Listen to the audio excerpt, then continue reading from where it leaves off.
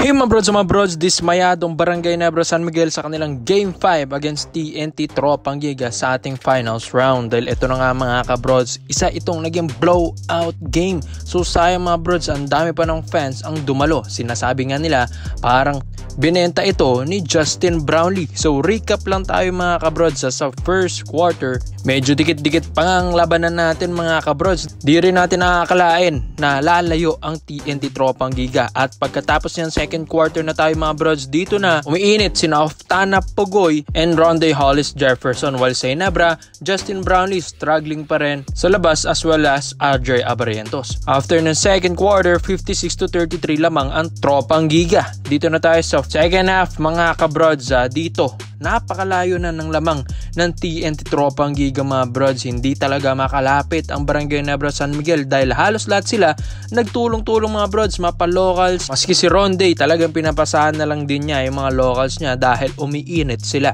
So after ng third quarter, 79-48, 31 ang lamang mga kabrods ng Tropang Giga ng TNT dito. Dito na tayo sa fourth quarter. Dito medyo nabuburingan na nga yung mga fans dito sa Smart Araneta Coliseum dahil hindi man lang nakadikit ang Barangay Nebra San Miguel maski sa fourth quarter mga kabrods. At wag na natin patagalin. Yes, nanalo ang TNT Tropang Giga mga brods. Final score natin 99-72. Umaabot pa nga ng halos 40 yung lamang ng TNT dito mga brods. Pero yun nga, a lose is a lose mga brods. Sabi nga rin ni Coach Tim Cone, kahit gano'n pa sila katambak, talo pa rin naman talaga ang resulta. Kahit nga isa lang ang lamang, talo pa rin naman ang resulta. Kaya nagmo-move on na lang ito pong si Coach Tim Cone. And babawi sa Game 6. Kaso nga lang, delikado na sila sa Game 6 mga brods. Baka dito na manalo ng kampyonato ang TNT Tropang Giga. Dahil 1 win away na lang, sila na ang tatanghaling kampyon ngayong Governor's Cup 2024. So biruin nyo sa TNT, wala man lang naka 20 puntos pataas sa kanila, halos 20. Pababa lang ang mga score nila mga kabrods, pero tinambakan pa rin ang Ginebra, which is talagang nagtulong-tulong sila. RHJ 16 points nga lang Pogoy 16 points, Oftana 15 puntos, Williams 11 points, Castro 10 points, Tambatak 7 points, Eram 7 points, Eximeniano 6 points. Halos lahat sila mga brods.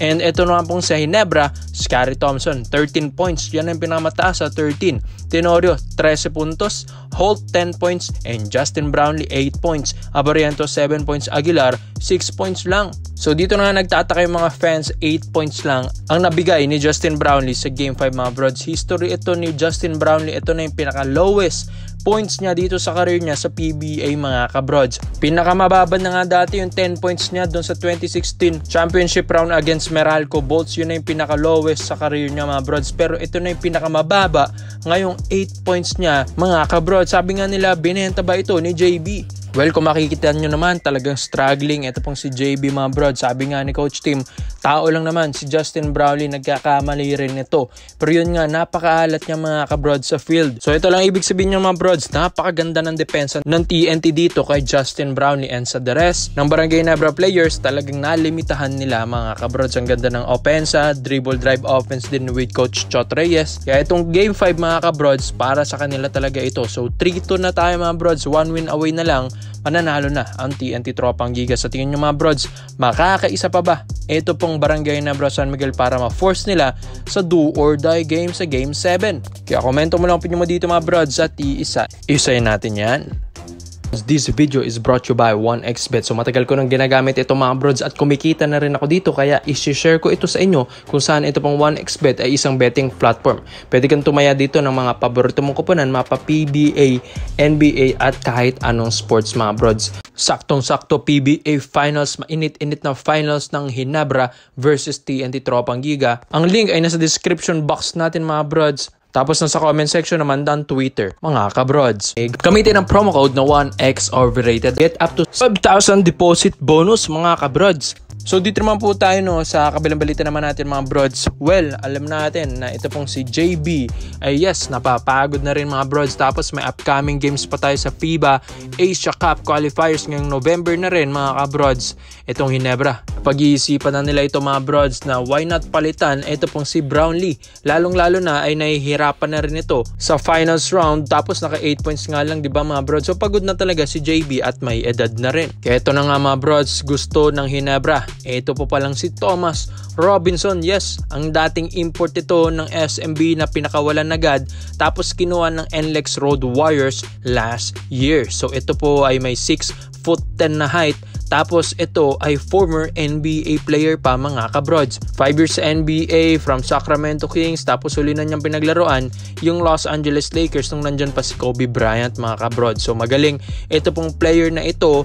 Maski nga sa ilalim talagang hirap na hirap yung mga ibang imports na ito kung paano pigilan yung import ng NLEX Road Warriors. Hindi nga lang niya nabigyan ng kampyonatong NLEX mga brods, pero napahirapan niya halos lahat ng import sa PBA mga brods. Siyempre 6'10" ba naman. So ito pong Ginebra, gusto nilang ito yung ipalit kay Justin Brownlee. 33 years old lang ito mga kabrods. Ito pong si Robinson at isa rin ito sa mga mataas din at high flyer na naging player ito ng Los Angeles Lakers mga kabrods. Well, as of now, nasa Homenetmen, Beirut sa Lebanon. Ito pong si Thomas Robinson mga kabrods. Alam natin 2024 pa yan, and yun nga, malapit na ring matapos yung kontrata niya.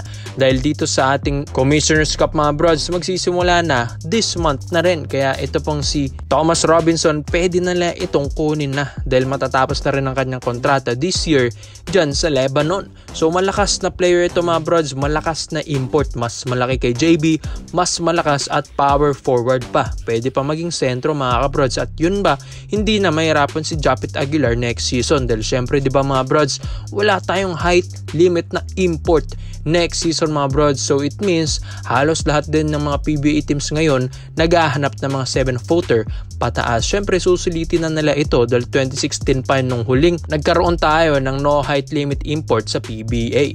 Kaya ito po mga kabrods, gustong magpalaki ng import ng Ginebra. Gusto nilang ng mas bata, mas prime mga kabrods, which is dito kay Thomas Robinson sila pupunta.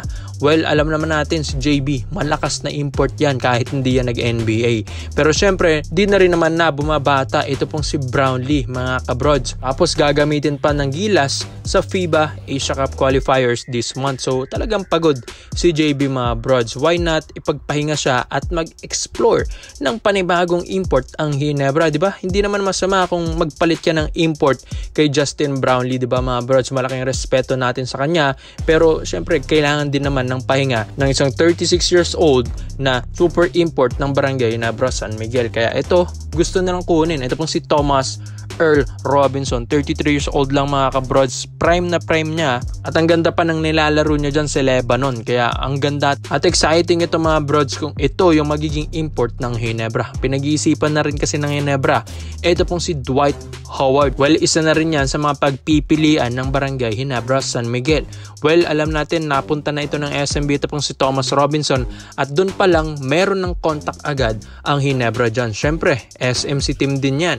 SMB mga brods, may contact na rin dyan si boss Al Francis Chua. Kaya one call away lang ay talagang babiyahe itong si Thomas Robinson.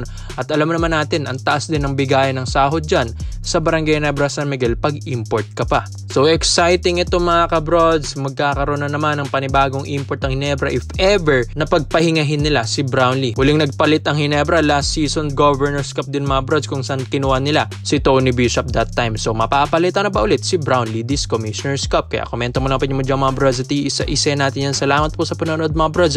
This is Overrated Highlights yun lang. I'm out.